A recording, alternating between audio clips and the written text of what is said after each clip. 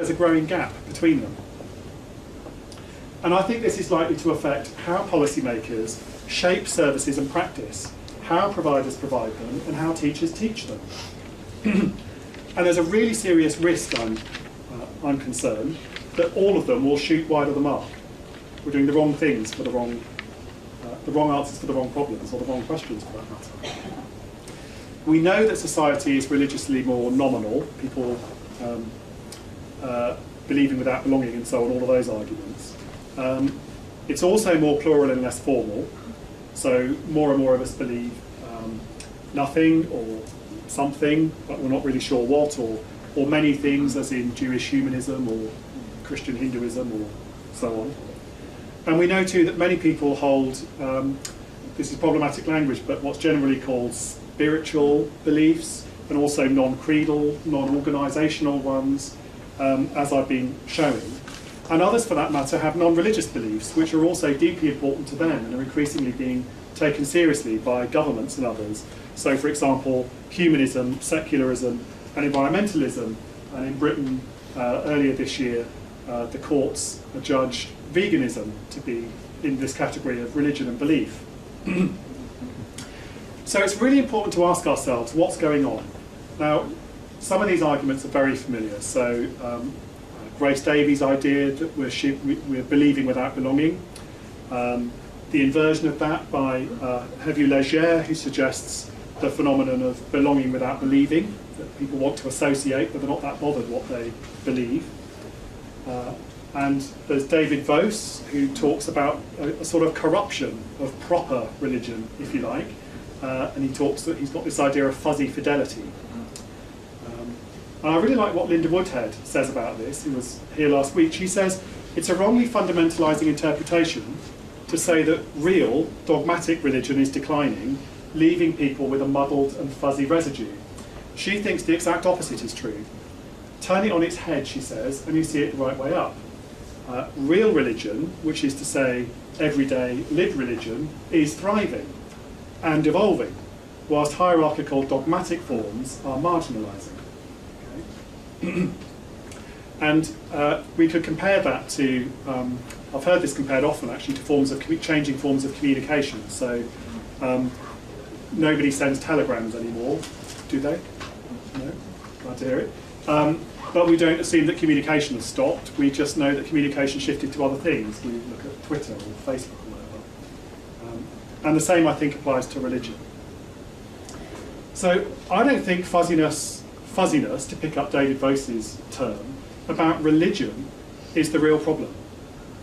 I think it's fuzziness about the place of religion and the real religious landscape, those two things. I think people have some sort of vague sense that religion ought not to matter, while seeing in the newspapers and all around them that at the same time it somehow does. And we've largely lost the ability, as I've said, to talk well about religion, and vague notions of the secular have chivied this along. But ideas of the secular, though they're in the dominant, are at least as vague as our ideas of the religious. So I draw from that it's not fuzzy fidelity that's the problem, it's fuzzy secularity. Okay, so that's one anxiety, fuzzy secularity. The other is a much simpler tale to tell, and it's represented in this picture, it's violence. And of course, events like this haven't helped, though they have certainly shone a spotlight on both religion and the secular, which we've all been struggling to address, I think. So we find ourselves in a very strange period on religion, I think. The relationship between religion and the secular just hasn't gone as was expected. Religion hasn't diminished to a vanishing point. Doesn't seem to have lost its social significance either, if pictures like this are to be taken seriously. And at the same time, religion has changed really dramatically, precisely in the period when secular theory was at its height, and we were therefore thinking about it least. It turns out that society is neither simply secular nor simply religious, but of course complexly both. But the period in which we didn't talk well or much about religion, which is most of the 20th century, leaves us really precarious on the subject now, I think, in practically every walk of life. And liberalism's solution to confine religious debate to what Habermas calls public reasons, somehow rise above the fray in some sort of public neutrality, just isn't adequate. There's no such thing as neutrality. Nobody starts from nowhere. There is widespread understanding that religion and belief are everywhere after all. They didn't disappear. Billions of people around the world remain religious despite the assumptions of secularity. Millions are in Britain and Europe, and millions more in North America. Globalization and migration put us all into daily encounter with all this plurality all the time. And the mixed economy of welfare, as I elaborated at some length, looks to this diversity of faiths to plug the gaps in welfare. So it's everywhere. But there's also this fear and this anxiety, mainly driven by extremism, and mostly identified in the popular imagination with precisely those diverse religious groups that we're least familiar with. And in this context, governments end up making policy which treats religions as both heroes and villains. They're going to plug the welfare gaps, but they're also a security threat, etc., etc. And publics, too, are muddled, I think, right across the West.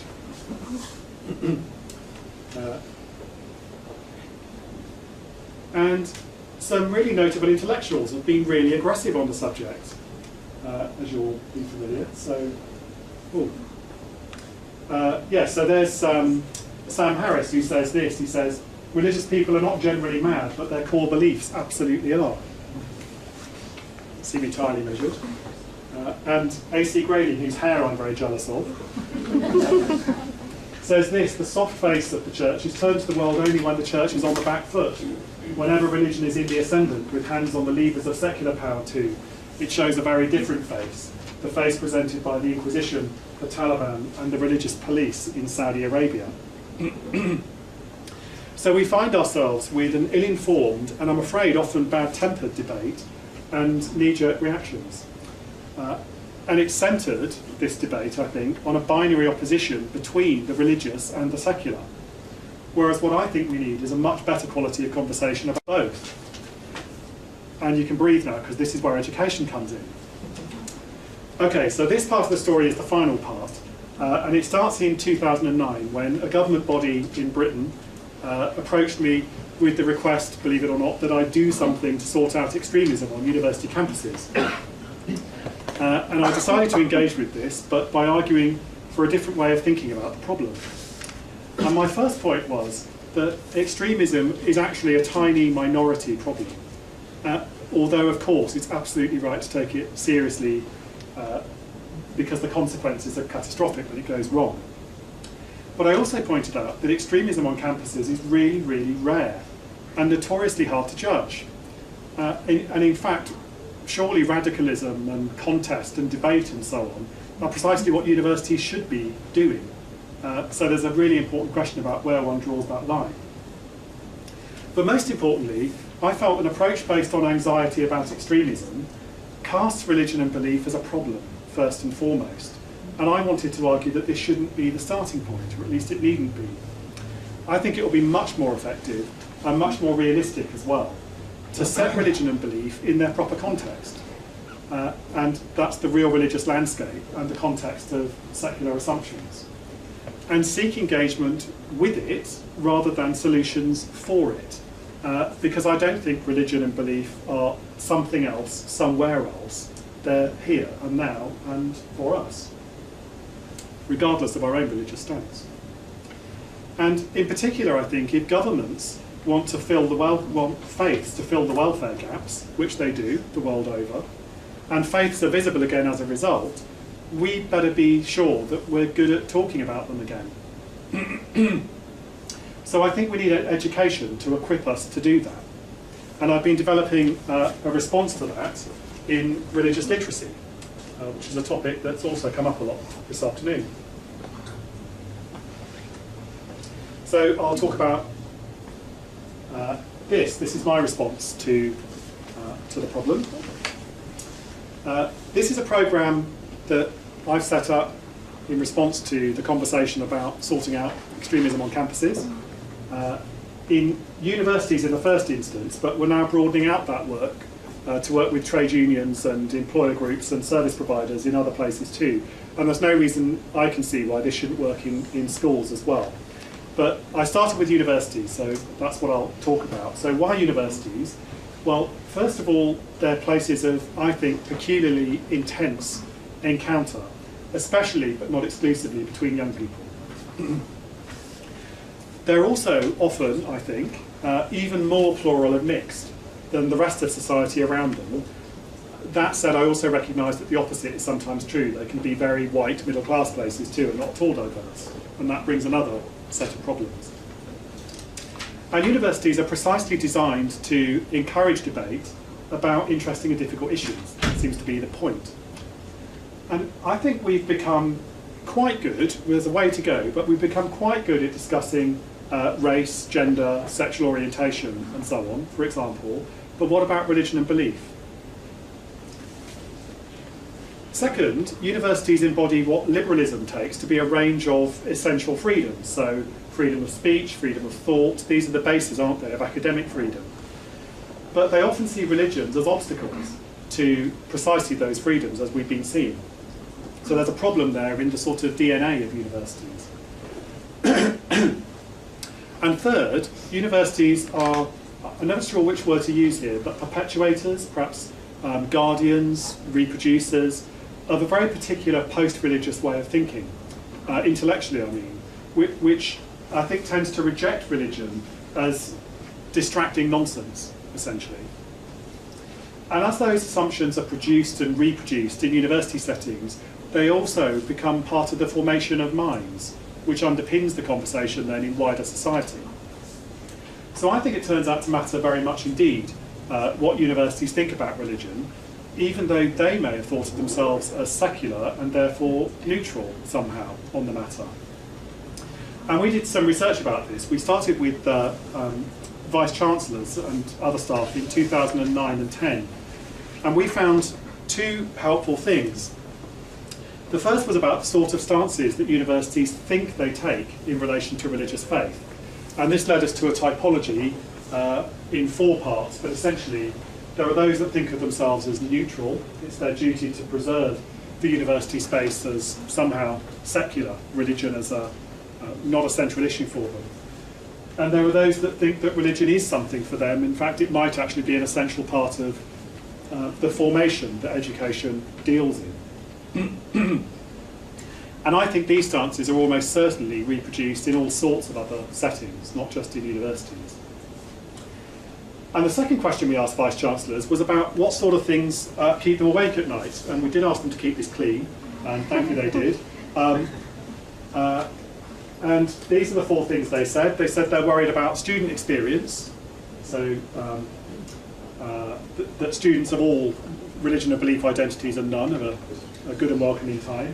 Equalities and diversities, widening participation, and just dropping off the bottom there is good campus relations, which is a good old British euphemism for extremism, violence.